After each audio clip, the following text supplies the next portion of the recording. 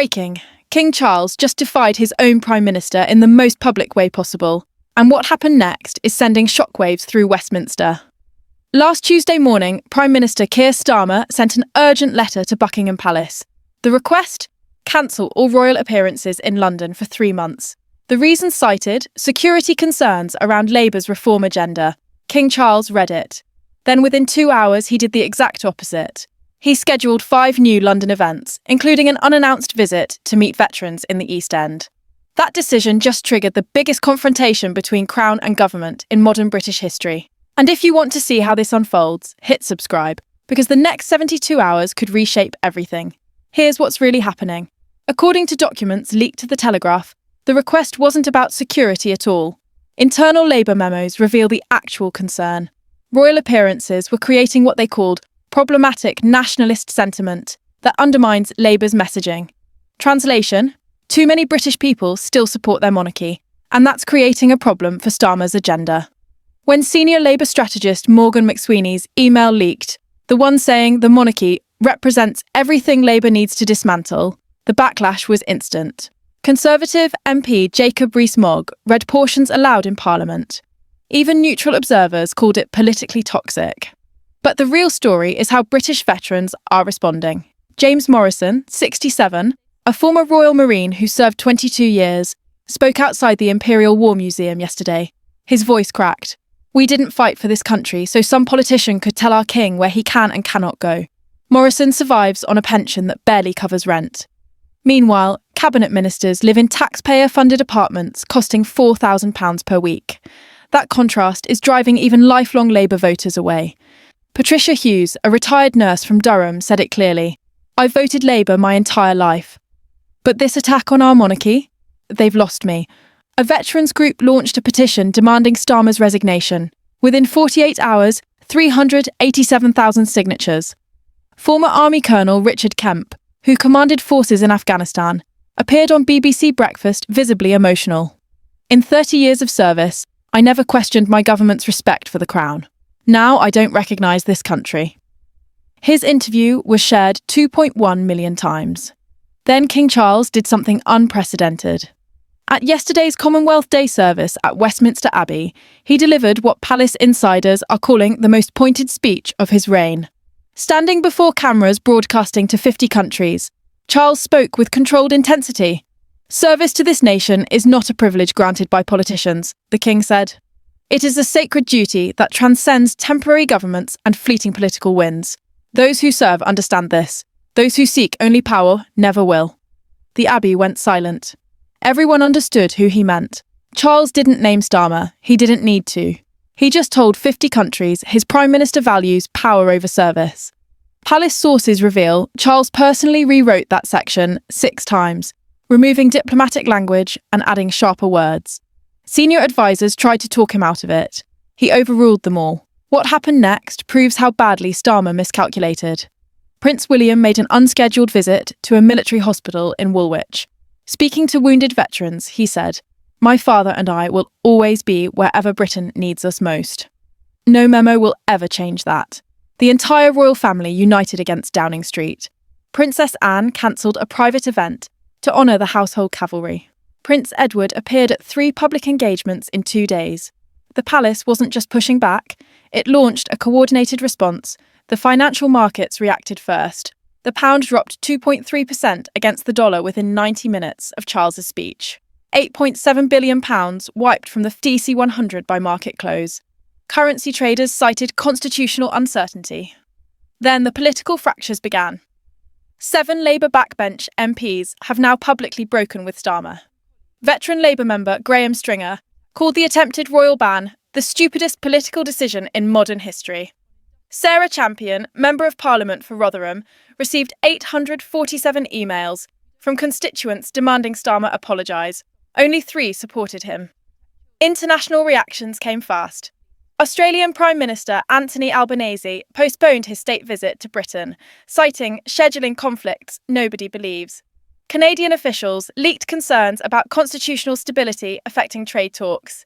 New Zealand's parliament passed a motion supporting constitutional monarchy, 87 votes to 33. Protests erupted across Britain simultaneously. Manchester, Birmingham, Glasgow, Cardiff, Newcastle. Every major city saw thousands march supporting the monarchy. In Liverpool, a traditional Labour heartland, 6,000 people gathered waving Union Jacks and singing God Save the King. The polls show something unthinkable. A Sunday Times survey revealed 68% of Britons believe Starmer should resign over this crisis. His approval rating collapsed from 41% to 23% in 5 days, the fastest prime ministerial decline ever recorded. Inside number 10 Downing Street, the atmosphere has turned toxic. Cabinet Secretary Simon Case reportedly confronted Starmer during Tuesday's emergency meeting, saying he had created an unsolvable disaster. Deputy Prime Minister Angela Rayner was overheard telling shadow cabinet members that loyalty has limits, and those limits have been reached. WhatsApp groups with names like Last Stand are lighting up with messages about replacing Starmer before he destroys the party. The question isn't if they'll move against him, it's when. Foreign Secretary David Lammy looked visibly uncomfortable during yesterday's press briefing. Defence Secretary John Healey has stopped defending Starmer entirely, pivoting every question away from the crisis. 3 junior ministers have drafted resignation letters. They're waiting for the right moment. Sources describe Starmer as increasingly isolated, convinced everyone around him is plotting. He's right. Chancellor Rachel Reeves held a 3-hour dinner at her Notting Hill townhouse Wednesday night. 10 senior Labour MPs attended. No agenda was published, but everyone knows what they discussed. Reeves is positioning herself as the unity candidate who can restore constitutional normality. She's been making calls to trade union leaders, promising her first act as Prime Minister would be a personal apology to King Charles. But here's what could end Starmer's career permanently. Leaked cabinet documents obtained by The Times reveal that senior advisers warned Starmer repeatedly this would explode. Policy Director Claire Ainsley wrote a 9-page analysis detailing exactly how public opinion would turn, how constitutional experts would condemn it, how even Labour voters would see it as overreach. Starmer's response, according to 3 people at the meeting, the monarchy needs to understand who's actually in charge here. If those documents are authentic, Starmer deliberately chose this confrontation knowing it would damage Britain. He gambled everything on a power play and lost. Meanwhile, Conservative leader Rishi Sunak is positioning himself as the voice of constitutional reason.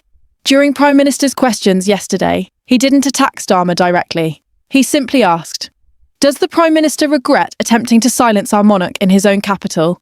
The restraint was devastating. Even Labour MPs winced. The polls tell a story that terrifies Downing Street. Conservatives have surged to 38% support, their highest in 18 months. Labour has fallen to 24%.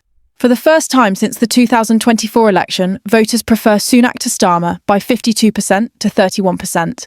In traditional Labour strongholds like County Durham and South Yorkshire, the Conservative lead has expanded to double digits.